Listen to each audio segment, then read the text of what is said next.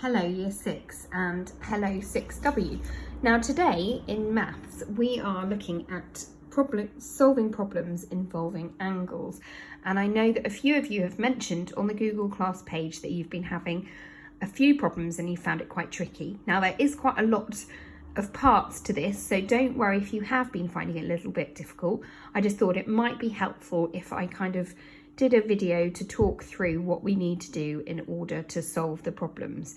So we're looking now at the guided practice. And if we look at question 1, it says the ratio of the angle X to the angle Y is 2 parts to 3. So I'm just going to write that down. I'm just going to write X and Y, and then above X I'm going to put 2 parts, to 3 parts. Okay, excellent. So if we look closely at the angles that we're looking at here, we can see that we've got 2 lines that are crossing over and meeting one another.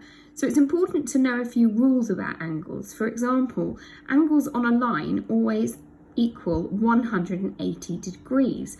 So that tells us that what X and Y together equal 180. And if we turn our paper round, we can see that N and M will also equal 180, which also is in keeping with angles in a circle always adding up to 360 degrees. You've probably done in PE where you've done a 360 degree turn. Okay, so we know that much, and we know that X is 2 parts, and we know that Y is 3 parts, as the ratio is 2 to 3. So in total, our total number of parts is 5. Total number of parts equals 5. So we want to find out what one of those parts is. So if we know that X and Y together on that straight line are going to be 180, we are going to divide 180 by 5. You might want to try the bus stop method for this, but I know that the answer to that is 36 degrees. Okay, so now we know that X is 2 parts. So what do you think we need to do with that 36 degrees that we've got? Well, you're absolutely right. We need to say 2 times 36, or if you prefer, you could do 36 plus 36. Okay, which gives us a total of 72 degrees. So we know that X has an angle of 72 degrees. Okay, so I'm going to write that down so I know X equals 72 degrees. Perfect. So we've solved that. Now, thinking of our knowledge that we know already, we could, to find Y, we could either do 3 times 36, because we also know that using what we found out that 1 part is 36, we're going to times that by 3 to find Y. So we'll do that first, and that is going to give us an answer of 108 degrees.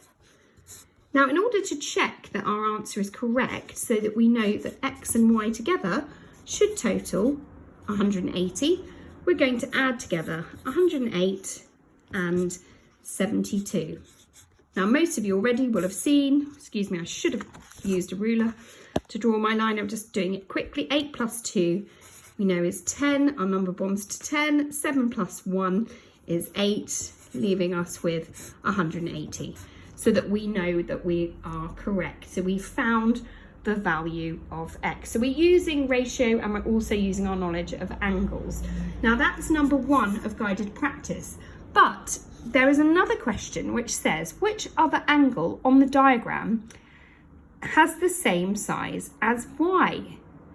Right, when we're looking at that, actually, sorry, before we go on to that, just going back to this one, some of you may have found Y by taking away 72 from 180, because we know that the angles on a line, equal 180. So if we know the value of X is 72, you could have taken it away. Equally as good, or you could have used the ratio and thought, right, well, I know 1 part is 36, so 3 times 36 is 72.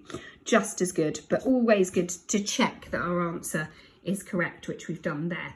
Okay, back to the second part. Which other angle on the diagram has the same is the same size as y. Now we know that y is 108, so we already know the value of x, so process of elimination, we know it's not going to be x. If you look closely at n, you can see that it's actually less than 90 degrees, making it an acute angle. And if you look very closely, you can see that the opposite angles, y and m, are in fact equal. So we can safely say that m is equal to y. So y is 108, m is 108. We've also got our x, which we know is 72. So if we add all of those up, we've got 18, 8, 288. So to check what the last angle is, you could do 360, take away 288.